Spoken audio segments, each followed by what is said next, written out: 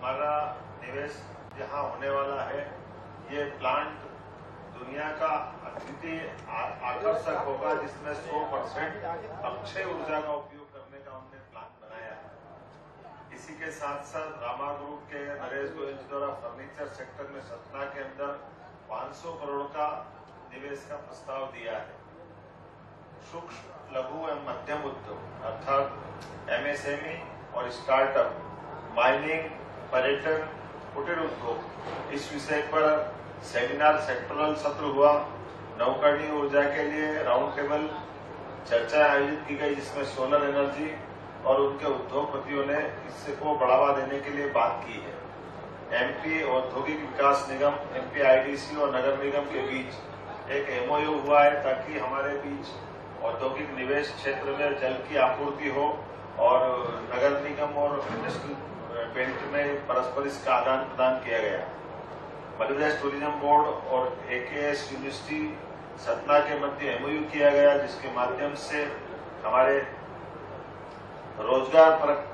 विभिन्न प्रकार के कोर्स के संचालन के लिए, इंटर्नशिप के लिए और स्वरोजगार को बढ़ावा देने के लिए इसका ये अपना एक परस्पर विश्वविद्यालय की भूमिका रहेगी।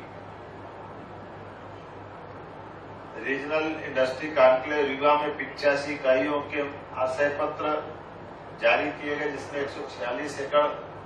भूमि आवंटित की गई है, जिसमें 918 करोड़ से अधिक के पूंजी निवेश एवं 3,350 से अधिक लोगों को रोजगार दिए जाएंगे। कुल मिलाकर के भूमि पूजन और लोकार्पण जो प्रदेश भर में भी हुए हैं और रीवा में भी हुए हैं, ऐसे सभी 21 से ज्यादा इकाइयों के भूमि पूजन लोकार्पण रीजनल इंडस्ट्री कॉन्क्लेव में किए गए, जिसमें अकेले रीवा में 9 इकाइयां क्षेत्रीय कार्यालय के माध्यम से आती, इसमें 2,680 करोड़ से अधिक के निवेश के प्रस्ताव और 1,830 के अधिक रोजगार होंगे, जो रोजगार परक इंडस्ट्रियों के भूमि पूजन लोकार्पण है। लेकिन आज जो इंडस्ट्री कॉन्क्लेव की गई, इस इंडस्ट्री कॉन्क्लेव में जो प्रस्ताव आए, मुझे इस बात की प्रसन्नता है कि आमतौर पर इतने बड़े पैमाने पर प्रस्ताव आना, ये हमारी कॉन्क्लेव की सफलता बताएगी। लगभग 31,000 करोड़ से ज्यादा के निवेश के प्रस्ताव आज हमारे यहाँ इसी कॉन्क्लेव में आए हैं,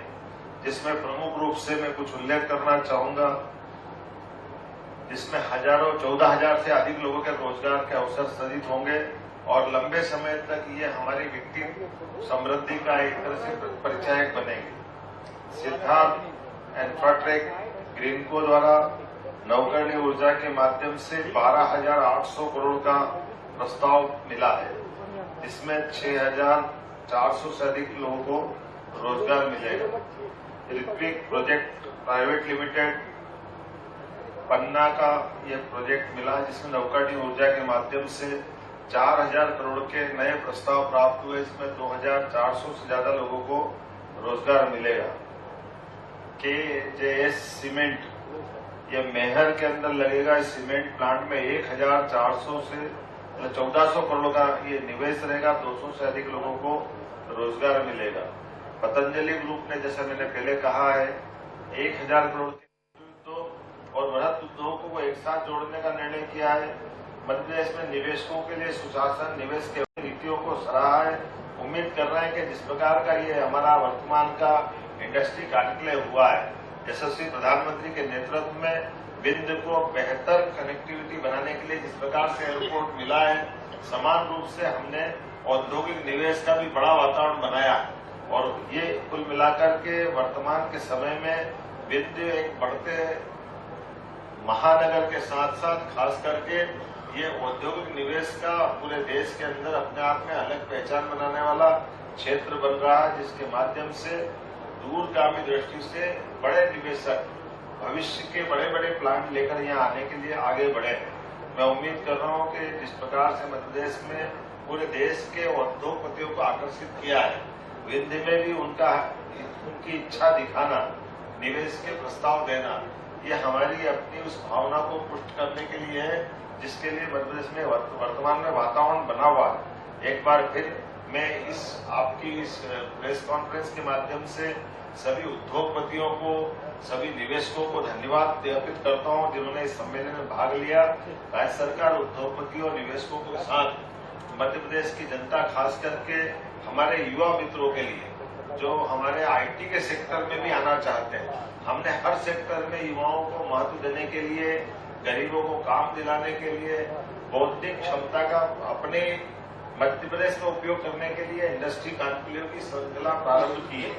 इस माध्यम से ब्रेन ड्रेन की जो समस्या आती है कि हम अपने स्किल लेबर और बौद्धिक क्षमता वाले उच्च शिक्षा प्राप्त विद्यार्थियों को किसी और राज्य में जाना पड़े, उससे बचाते हुए हमारे प्रदेश में उनकी क्षमता का उपयोग हो। जैसे खास करके यहाँ आज ही हमने एक आईटी पार्क का भी भूमि पूजन किया है। इस आईटी पार्क के माध्यम से विंध्य में पहली बार आईटी पार्क बनेगा और न केवल आईटी पार्क बनेगा बल्कि पूरे क्षेत्र के 10 मंजिला नया भवन बनाना, यह हाईराइज बिल्डिंग की कल्पना को साकार करेगा। हाईराइज बिल्डिंग के माध्यम से इंफ्रास्ट्रक्चर के लिए एक नया दरवाजा खुलेगा। एक एक करके ऐसे कई काम हमारे द्वारा किए जा रहा है जिसके माध्यम से हमारे क्षेत्र के युवाओं को काम मिले, विकास का नया पैमाना बने और हम सब मिलकर के मध्य प्रदेश को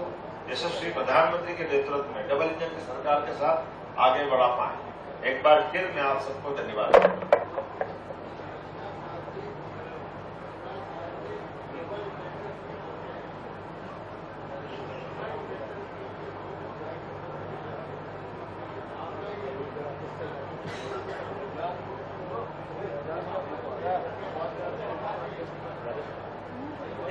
हमने तो 31,000 करोड़ के निवेश यही लिए एक ही दिन में आज,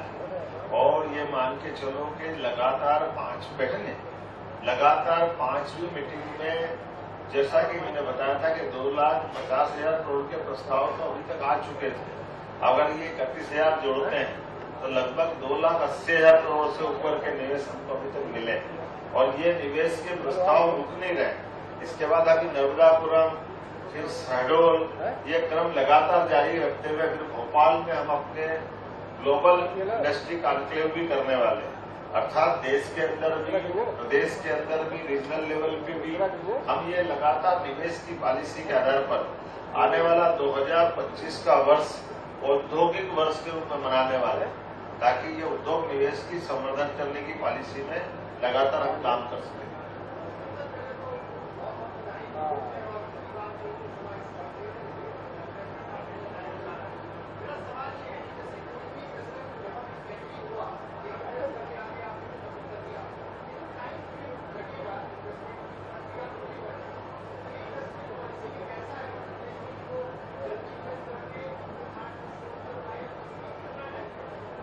जैसे एक दो तरह की बातें हैं। एक तो जैसा प्रोजेक्ट रहेगा वैसा समय लगता है। जैसे अगर कोई जिसमें भारत सरकार से एनओसी लाना है, कोई पर्यावरण संबंधी देश से और देश के अंदर से उसको काम करना है, तो स्वाभाविक रूप से उसकी लैंड कैसी है, बाकी शर्तें कैसी है। लेकिन ये आपकी जानकारी के लिए बता दूं कि हमारी सरकार ने एक निर्णय किया है, 55 ही जिलों के अंदर जिला कलेक्टर कार्यालय में एक उद्योग प्रकोष्ठ बनाया है, ताकि हर जितने निवेशक हैं लोकल अलग अलग प्रकार की एनओसीओं को लाने के लिए अनावश्यक समय नहीं लगे, इसीलिए वो कलेक्टर के माध्यम से एनओसीआं प्राप्त करेंगे। नवीन तकनीक के आधार पर उनके क्लियरेंस मिलेंगे और निवेशकों से 1-to-1 मीटिंग करते हुए अधिकारियों को बिठा करके हमारा प्रयास है कि इस मीटिंग से अगले मीटिंग तक, अर्थात हर महीने तो ये इंडस्ट्री कॉन्क्लेव कर ही रहे हैं, तो हम एक दिन भी बीच में खाली नहीं जाने देंगे। लगातार संपर्क रखते हुए अगर यहाँ कोई कारण से पूरा नहीं हो पाए तो अगली मीटिंग तक वो जरूर आए, और ये क्रम लगातार बनाए रखने से सरकार की भावनाओं को समझ करके अधिकारियों ने भी अपनी एक लाइन पकड़ी हुई है, वो भी अपने अपने स्तर पे लगातार सबकी मदद करते जा रहे हैं। लेकिन ये बात भी सही कि कोई भी इंडस्ट्री डलती है तो इंडस्ट्री में जो न्यूनतम आवश्यक सरकारी प्रक्रियाएं हैं, उन प्रक्रियाओं के दृष्टि से हमने उसका कोई ओवरलैपिंग नहीं करने दी है, लेकिन वो सुसंगत तरीके से पारदर्शिता के साथ समयबद्ध वो अपना काम कर ले, इस पे हम गौर कर रहे हैं।